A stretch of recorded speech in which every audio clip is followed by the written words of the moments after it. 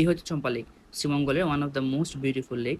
আর শ্রীমঙ্গলের সবচেয়ে পরিচিত যে চম্পা লেক সবাই চেনে, বুড়বুড়িয়া চা বাগানে অবস্থিত এটি। আর দেখেন লেকের সৌন্দর্যটা অসম্ভব সৌন্দর্য লেকের। ওই পাশে হচ্ছে আপনাদের শঙ্করটিলা, যে রিসেন্ট ব্লগ আমি আপনাদেরকে বলেছিলাম কীভাবে যেন শঙ্করটিলা ওই পাশে পাহাড়ের।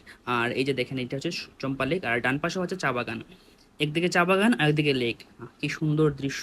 আর আপনাদের শ্রীমঙ্গলের দৃশ্য আপনাদের কখনো হতাশ করবে না, কারণ শ্রীমঙ্গলের প্রত্যেকটি জায়গার দৃশ্যটা আপনাদের ভিন্ন রূপে আপনাদের মনে জায়গা করে নেবে। তো আপনারা যারা শ্রীমঙ্গল আসতে যাচ্ছেন, চম্পা লেক আসতে যাচ্ছেন যারা শ্রীমঙ্গল, কিন্তু চম্পা লেকে প্রবেশ নিষেধ।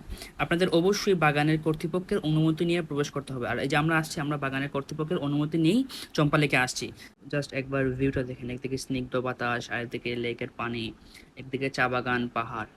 এখন প্রশ্ন হচ্ছে চা বাগান যে চম্পা লেক, বুড়বুড়ি চা বাগানে সেখানে কীভাবে আসবেন, বা ভারোয়া চা বাগানের চম্পা লেকে কীভাবে আসবেন। আপনারা শুরুতেই টমটমে শ্রীমঙ্গল রেল স্টেশন বা যে কোনো জায়গায় যমুনা থেকে ভারোয়া চা বাগানের রিক্সায় উঠে পড়বেন। সেখান থেকে 20 থেকে 30 টাকা রিক্সা ভাড়া নেবে সর্বোচ্চ। সেই ভারোয়া চা বাগানে আসার পর আপনারা, আমি পূর্ব ভিডিওতে যেভাবে দেখিয়েছিলাম সেভাবে আসবেন। আসার পর আপনারা যে কোনো বাগানের কর্তৃপক্ষকে অনুমতি নিয়ে, বাগানের কর্তৃপক্ষের অনুমতি মাস্ট আপনাদের নিতেই হবে, কারণ বাগানের প্রবেশ নিষেধ। অনুমতি নেওয়ার পর আপনার ওদের দেখিয়ে দিবে আপনার কীভাবে আসতে হয়। তো এই যে রাস্তা যাচ্ছি আমি, এই রাস্তা ধরে একটু সামনে এগুলেই আপনাদের ভারোয়া চা বাগান অর্থাৎ চম্পা লেকের রাস্তাটা। ভিডিও দেখে দেখে সোজা আসার পর আপনারা, যে আমি যেখান থেকে ব্লগ শুরু করেছিলাম পুরো ভিডিওতে, ওই ভিডিও হাতের ডান দিকে যে রাস্তা গিয়েছে এইদিকে আসার পর আপনারা যে রাস্তা দিয়ে এখন যাচ্ছি এই রাস্তা দিয়ে আপনারা চলে আসবেন। আর ভিউটা দেখেন শুধু নীলাকাশের নিচে চা বাগানের ভিউটা। আপনারা সবাই তো দার্জিলিং টিলার নূরজাহান চা বাগান চলে যান, কিন্তু এইসব জায়গায় আপনারা আসেন না, কারণ এইসব জায়গায় ঢুকতে দেয় না। যদি আপনারা পারমিশন নিয়ে আসেন তাহলে যে নূরজাহান চা বাগান, তারপর আপনাদের যে দার্জিলিং টিলা, এইসব জায়গা থেকেও শ্রীমঙ্গল আরও সুন্দর সুন্দর জায়গা আছে।